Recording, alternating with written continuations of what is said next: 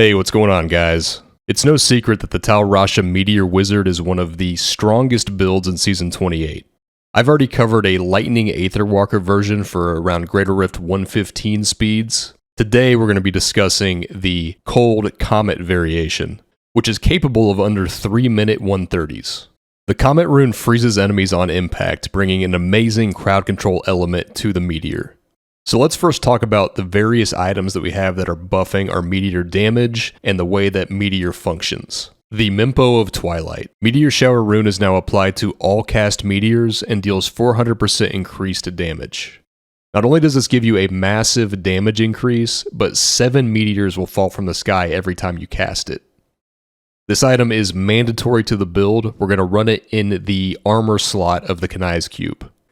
This is one of the few builds in the game that actually runs a two-hander on your character because Meteor has two extremely powerful two-handed weapons.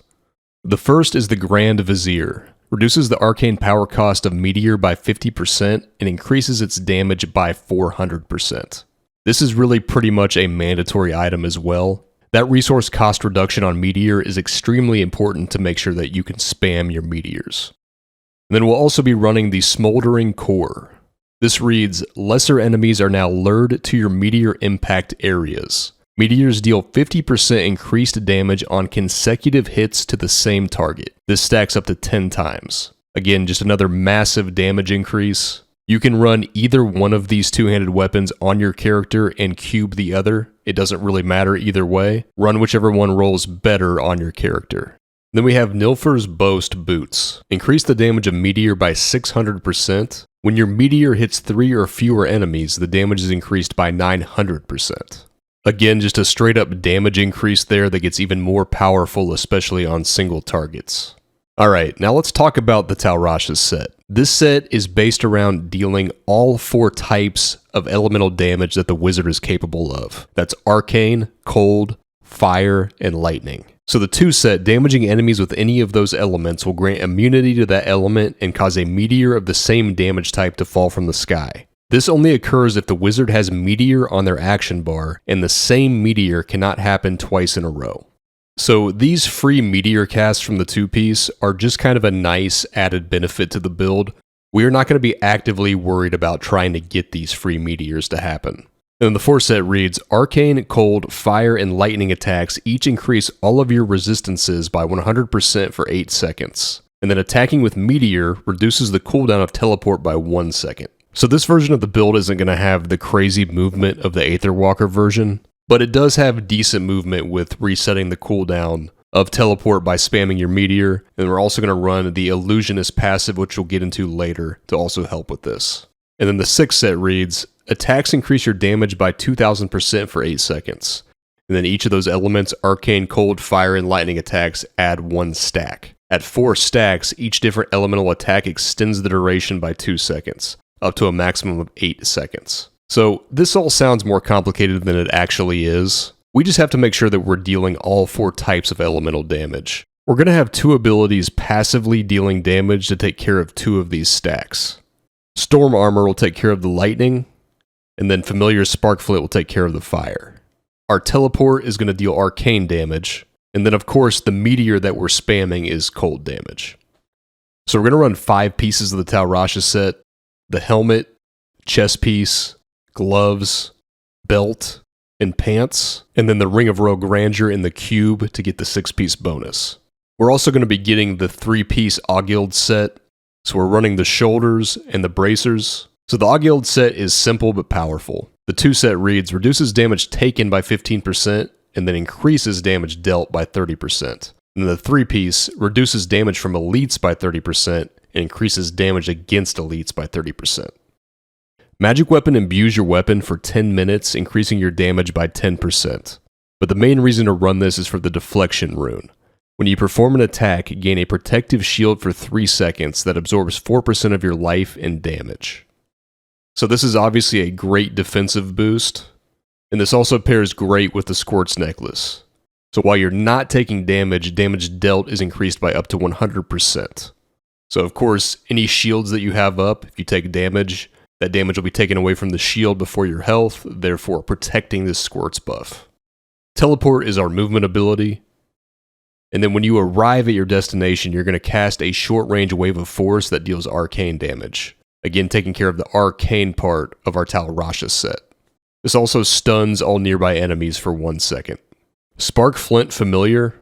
So this is yet another ability that you can cast at the beginning of the Rift and forget. It lasts 10 minutes. It's going to passively deal fire damage, which again will be taking care of the fire portion of Tal Rasha's for us. And then while the familiar is active, you gain 10% increased damage. Diamond Skin Prism. So Diamond Skin transforms your skin to diamond for 3 seconds, which absorbs 40% of your life and damage from incoming attacks. With the Prism rune, it reduces the arcane power cost of all skills by 9 while Diamond Skin is active. So for the most part, you want to save this for elites, champions, and bosses. That's when you need the most damage reduction, and that's when you spam meteors the most as well. And then finally, we have Storm Armor, Power of the Storm.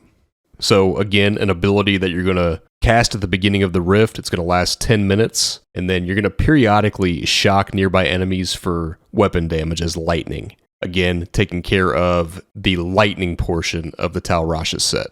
Then the Power of the Storm rune reduces the arcane power cost of all skills by 3 while Storm Armor is active.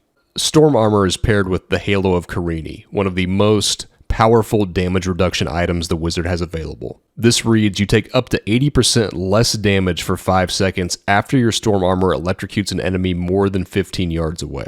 For our second ring, we're running the Convention of Elements. So we want to make sure that we position to a point where we're able to spam our Comet, Meteor, during the cold rotation of Convention of Elements. Next up, let's take a look at the passives. Galvanizing Ward. As long as you have not taken damage in the last 5 seconds, you gain a protective shield that absorbs the next 60% of your life and damage.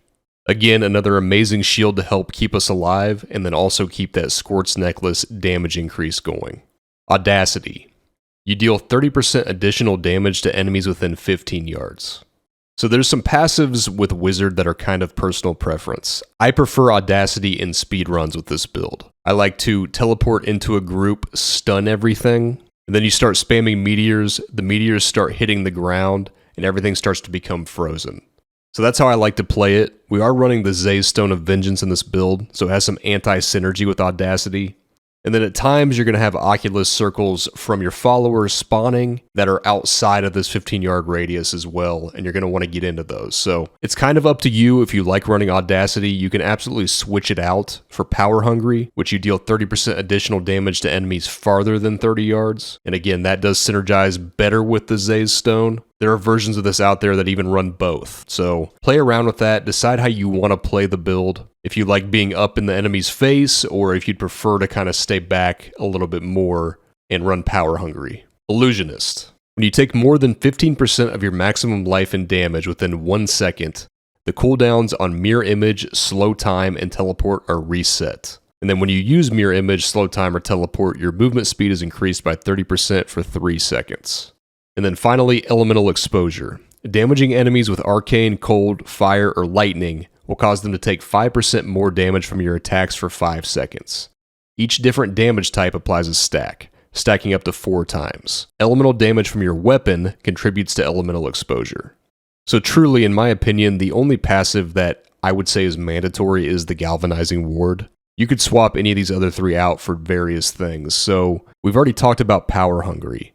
If you need Arcane Power, you can run Astral Presence. You get maximum Arcane Power and Arcane Power regen. You could run the Dominance passive for even more shields, potentially. You could go Unstable Anomaly for a second life. Blur is just a straight up damage reduction. So there are some options there. Play around with the passives, see what you like, and go with that. So for legendary gems, we're going to run the Bane of the Trapped. We'll deal more damage against enemies that are crowd controlled. This will be happening constantly with the freezing from the Meteor. Then we're going to run the Bane of the Powerful. It's going to increase our damage against elites, and then we're going to take reduced damage from elites as well. And then finally, the Zay's Stone of Vengeance. Even though we're not going to be at max range if we are running the Audacity passive, we still get plenty of benefit out of Zay's Stone, plenty of damage, and then also the added benefit of the chance to stun. So of course, the Altar of Rites brings a ton of power to all builds in this season.